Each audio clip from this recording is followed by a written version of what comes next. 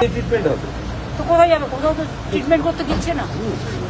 বেলভিউতে লিখেছে প্যান 40 খেতে হবে, প্যান 40 খাবার গাড়িটাকে ছাড়ুন বলে এগিয়ে যাচ্ছে। গাড়িটা যেতে দিন, একটু গাড়িটা যেতে দিন,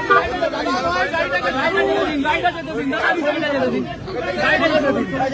যাচ্ছি ছাড়ুন প্লিজ, প্লিজ গাড়িটাকে ছাড়ুন, একটু সাইড দিন দাদা, আপনি সাইড দিন। আগে গাড়িটাকে ছাড়ুন। ঢুকবে কোনটা দিয়ে, একটু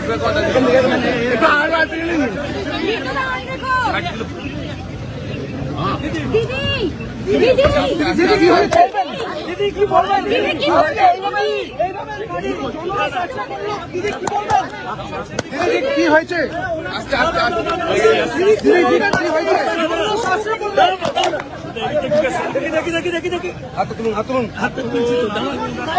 দিদি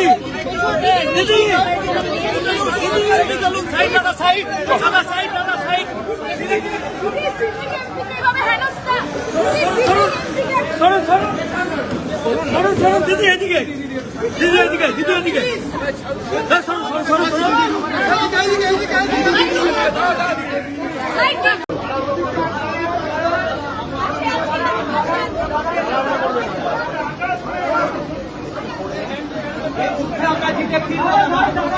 এবং যেভাবে পাথর ছোড়া হয়েছিল স্পট ডেথ হয়ে যেতে পারতো লোকাল ছেলেরা যদি হেলমেটটা না দিত।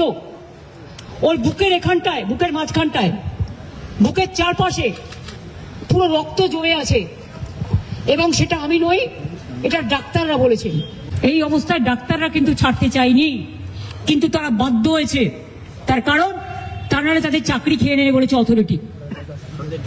তাহলে বুঝতে পারছেন, আমার সামনে ফোন করে থ্রেট করছিল ডিসি সাউথ।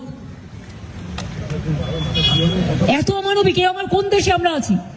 একটা সরকার পরিবর্তন হয়নি, জোর করে লুটেরা সরকার।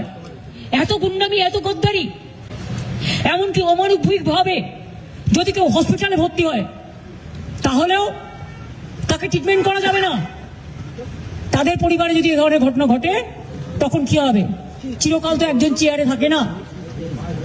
আমার মনে হয় দিল্লির বিজেপি নেতারাও এত খারাপ নয়। এখানে যা চলছে, আমি কি এই দেশে বাস করি যেখানে চিকিৎসা মারবার পরে চিকিৎসা পর্যন্ত করতে দেবে না? যদি প্রয়োজনই না ছিল তাহলে আইটিইউতে নিয়ে গিয়ে কেন 2 ঘন্টা তাকে রেখে টেস্টগুলো করার অ্যাডভাইস করা হলো? 8:15 থেকে প্রায় 11টা বাজে এখন, জাস্ট 2 মিনিট আগে হাতে স্যালাইন করে নিয়ে গেছি, বাড়িতে নিয়ে যাওয়া হচ্ছে, বাড়িতে হসপিটাল তৈরি করা হয় বলে। অ্যাপেলে তো গেছি, ওখানে থ্রেট করেছে। ডাক্তার বলছে let me take permission from CO, then will decide admission করবে কি করবে না। এখানে নিয়ে এলাম, ওরা সঙ্গে সঙ্গে আইটিইউতে নিয়ে নিল। ডাক্তার দেখলো, ডাক্তার অ্যাডভাইস করলো, সারা গায়ে চাকা চাকা দাগ। আর সেখানে মজা করছে, চ্যাংড়ামো হচ্ছে। কিসের সিআইডি? কোন পলিটিক্যাল পার্টি লেজিসলেচার মিটিং এ ফরওয়ার্ড করেছে, পার্টি সেটাকে বলেছে, পিকারি বলে দিয়েছে লোকসভা ওদের অ্যাসেম্বলি থেকে যে পার্টিকে দিয়ে এন্ডোর্স করে নিয়ে আসুন। তাই ও একটা ফরওয়ার্ডিং লেটার করেছে। আজকে আমার বাড়িতে গেছিল সিআইডি নোটিশ টানাতে। এই সিআইডিকে আমি দেখেছি কাওয়ার্ডের মতো ঘুরে বেড়াতো। আমি চাই না ওরা কাওয়ার্ড হোক, আমি চাই ওরা শক্তিশালী হোক, আমি ওদের রেসপেক্ট করি, কিন্তু আমি দেখে নিয়েছি এরা কি করতো। আমাকে যেন নতুন করে না বলে। তারপর অভিষেকের বাড়িতে গেছে, ও ছিল না, ও তখন বেলেঘাটায় ছিল, আপনারা জানেন না, যে প্রোগ্রাম ছিল। তারপরে সোনারপুরে গিয়ে ঘটনা ঘটেছে। পুলিশকে তো ইনফরমেশন দেওয়া হয়েছিল, তা সত্ত্বেও পুলিশ কি করে, এবং তারা লোকাল পিপল নয়, আউটসাইডারদের বাইরে থেকে ভাড়া করে নিয়ে আসা হয়েছিল। কি জবাব দেবে পুলিশ? রাজনীতির উত্তর কি? পটকেলে? না রাজনীতির উত্তর বন্দুকে? না রাজনীতির উত্তর ভয় নয়, ভরসা রাখুন। হসপিটালকেও ভয় দেখাচ্ছে, ডাক্তারকেও ভয় দেখাচ্ছে, মানুষকেও ভয় দেখাচ্ছে, বিভিন্ন সম্প্রদায়কে ভয় দেখাচ্ছে, বিভিন্ন ধর্মের মানুষ, হিন্দু থেকে মুসলমান, মুসলমান থেকে শিখ, শিখ থেকে খ্রিস্টান, রাজবংশী থেকে তপশিলি, আদিবাসী, কেউ কিন্তু বাকি নেই। এর উত্তর কিন্তু জনগণই দেবে। আজকের দিনটাই সব নয়। আজকের দিনটায় যে অত্যাচার আপনারা দেখালেন, আমাদেরও সরকার ছিল, কোনোদিন আপনাদের গায়ে আমরা টাচ করতে দিইনি। কত মর্যাদা নিয়ে ঘুরে বেড়াতেন, কত কেস ছিল, সেগুলো আপনারা খুঁজে নিন। কোর্টের রায় ছিল এফআইআর করা যাবে না তার বিরুদ্ধে। একজন হাজব্যান্ডের ওয়াইফ তো কেসও করেছিল, সেসব ঘটনা আমরা জানি। কিন্তু আজকে যে ঘটনা তারা ঘটাচ্ছেন এর থেকে লজ্জাজনক ঘটনার কিছু হতে পারে না। তবে এই ঘটনা ঘটিয়ে ওকে আজকে মানুষের আশীর্বাদে বেঁচেছে, মানুষের দোয়ায় বেঁচেছে, মানুষের শুভকামনায় বেঁচেছে। আমি বিশ্বাস করি আগামীকাল থেকে আমাদের ছেলেমেয়েরা, কর্মীরা তারা নিজেরা রাস্তায় তাদের কর্মসূচি নেবেন। আর আমিও 2 তারিখ থেকে আমার কর্মসূচি শুরু করছি রানী রাসমণি রোড থেকে। इससे साबुदाव क्या हो सकता है? সরি, আমি দুঃখিত বাংলার মানুষের জন্য। এই পরিবর্তন বাংলায় কোনো মানুষ চায়নি যে অসুস্থ হলেও তার চিকিৎসা হবে না। আমি তো আপনাদের বলিনি, আমার এক ভাইয়ের চিকিৎসা চলছিল, ছোট ভাই, কোনো একজন ভাইয়ের নাম বলবো না, তার কিডনি ডায়ালিসিস হচ্ছিল। কাউন্টিং এর রেজাল্ট বেরোনোর পরের দিন তাকে বলছে আগে 1.5 লক্ষ টাকা দিন আর এক্ষুনি রিলিজ নিন। এসব ঘটনা ঘটেছে, আমি কখনো বলি না। তাই জানেন তো, যারা এই অন্যায় করে না ফল তারা পায় জীবনে। देखिए राहुल गांधी ने मेरे को फोन किया था, उन्होंने कहा दीदी कोई ममता जी कोई जरूरत है तो मेरे को बताना तो मैं उसको हैदराबाद में ले जा सकता है और कोई भी जगह पे। ये राहुल जी मेरे को फोन पे बताया। All the leaders are talking and I have seen Akhilesh Yadav, I have seen the tweet of including Omar, including other political parties also, Kapil Sibal ji, all Venugopal ji, all they have sent their tweets, so I have seen it. But I'm told, but that time I was not in a mood to see because we are concerned about his health and his health condition is not that good.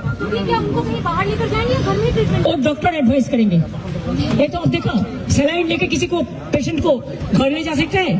ऐसा inhuman है। বাড়িতে treatment হবে তো কোথায় যাবে? কোথাও তো treatment করতে দিচ্ছে না।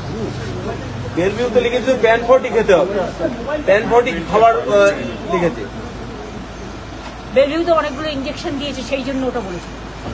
কোনো অ্যান্টিবায়োটিক দিতে গেলে একটা তোমাকে অ্যান্টাসিড খেতে হয়।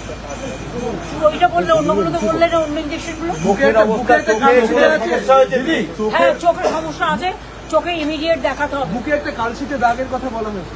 শুধু বুকে নয়, বুকের চারিপাশে, চোখের এখানে, সারা শরীরে, কাঁধে থেকে শুরু করে চারিদিকে।